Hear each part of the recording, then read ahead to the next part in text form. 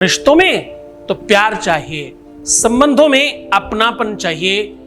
जब कोई रिलेशन चल रहा हो, जब कोई लव लाइफ की बात हो, रिलेशनशिप की बात हो, मैरिज लाइफ की बात हो, उसमें तो बहुत बहुत अपनापन लगता है। दो चीजें कहां लगती हैं? दो जिस्म एक जान दिखते हैं, पर अगर कोई छोड़कर चला जाए तो ये कैसे कहा जाए कि जिस्म गया या जान? व्यक्ति हवाक रह जाता है, अवाक रह जाता है और सब खत्म सा लगता है। जीवन अगर तुम्हारा शून्य हो गया है उनके बगैर, ध्यान से रखिए, ध्यान समझिएगा, तुम्हारा अगर सच्चा प्यार है तो ही आज का दिन आपके लिए है। अगर तुम सच्चे प्यार में हो और अपने रिलेशन को आज के आज बताना चाहते हो, आज के आज बचाना चाहते हो, ठीक रखना चाहते हो, हर हाल में उसे पाना चाहते हो, तो शाम को ये करके देखो, फिर देखना चमत्कार।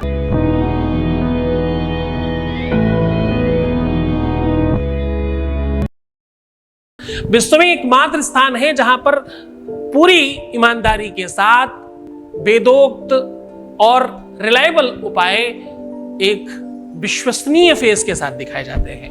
विश्व में दूसरा कोई भी ऐसा नहीं है जो सिर्फ और सिर्फ इसी पर बात करता हो। हर बार एक नई बात, रिश्तों के अलग अलग रूप, अलग अलग रंग पर अलग अलग उपाय, अलग अलग सॉल्यूशंस दिए हैं आज तक हमने। आज हम फिर कह रहे हैं, दिल का दर्द अगर बयान नहीं कर पा रहे हैं, रोने से नहीं प्रयत्न करने से काम होगा।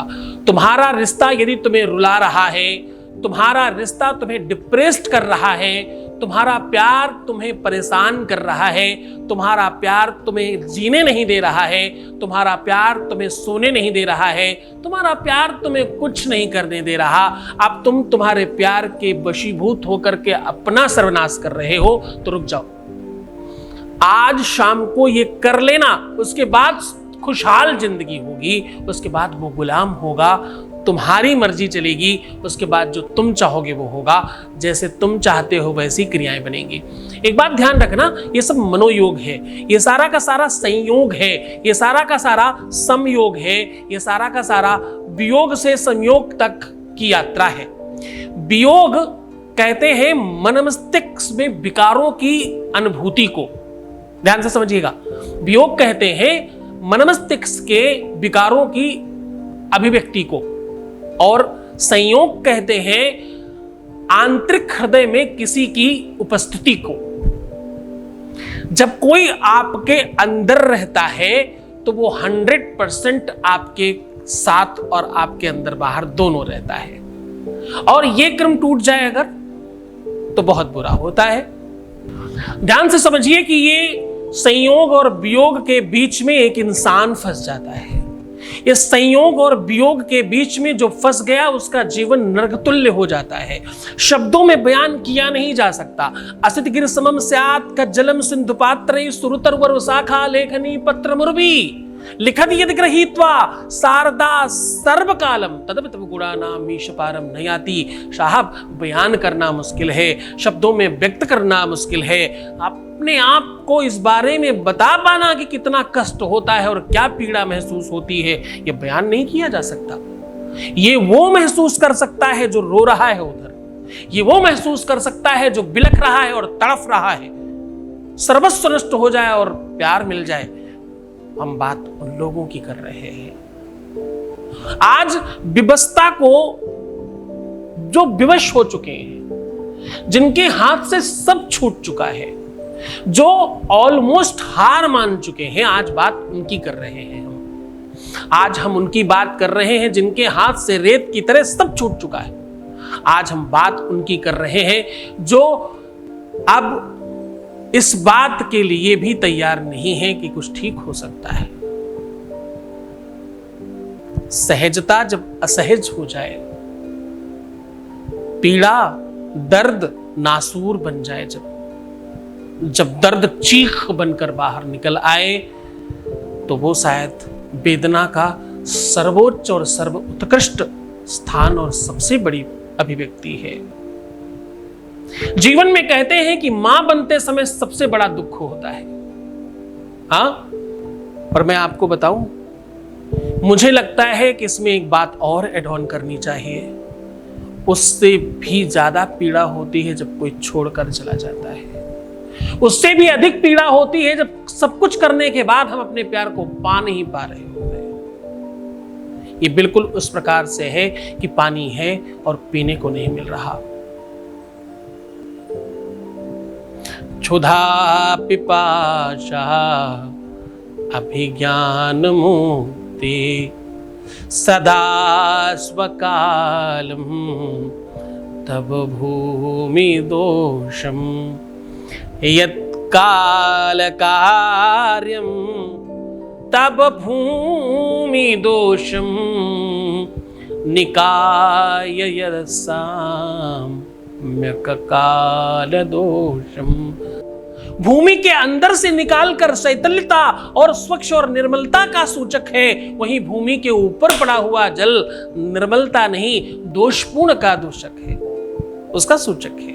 गंदा है, खराब है, कीचड़ में है और ये तो पीने लायक नहीं है।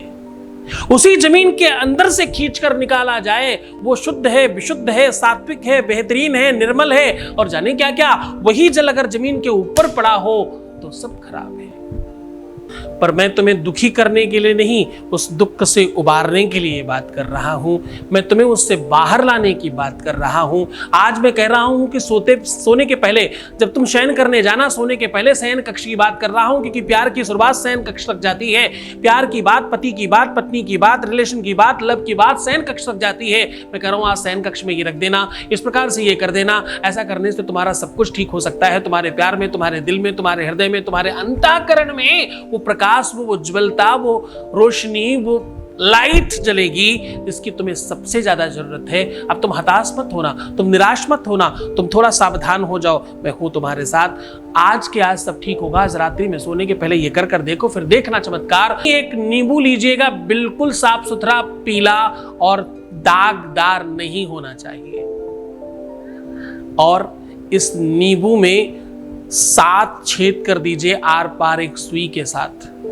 हर छेद को करते समय उसका नाम लेकर के बोलना, ताकि खटास खत्म हो तुम्हारे प्यार की, ताकि तुम्हारे प्यार से दोष समाप्त हो, ताकि तुम्हारे प्यार के मन से, दिमाग से, बुद्धि से बुरी चीजें समाप्त हो जाएं। उसका नाम लेकर के बोलना, मम वशम कुरु कुरु स्वाहा, मम वशम कुरु कुरु। उसका नाम लो और बोलो मम वशम कुरु कुरु स्वाहा। ऐसा 7 बार सुई को चुभा करके उस सुई को तो उसी समय बाहर कहीं फेंक देना और इस नींबू को अपने तकिए के नीचे रख करके सो जाना। जब सुबह उठना तो सबसे पहला एक काम करना, इस नींबू को उसी जगह से काटने की कोशिश करना जहां पर आपने छेद किए थे। अगर जरा बहुत भी कुछ अस्त व्यस्त लगता है तो आप समझना शक्तियों का प्रभाव बहुत तेजी से शुरू हो गया है। कम दिखाई पड़ता है कुछ उसमें तो आप मानना कि अभी थोड़ा समय लगने वाला है, परंतु काम तुम्हारा होगा डेफिनेटली, संदेह नहीं। दोनों को अपने ऊपर से उतार कर कहीं दूर फेंक देना। फेंकते ही ये दोनों के दोनों आपस में जाकर के जुड़ जाएंगे और जैसे ही ये जुड़ेंगे तुम्हारा काम हो जाएगा।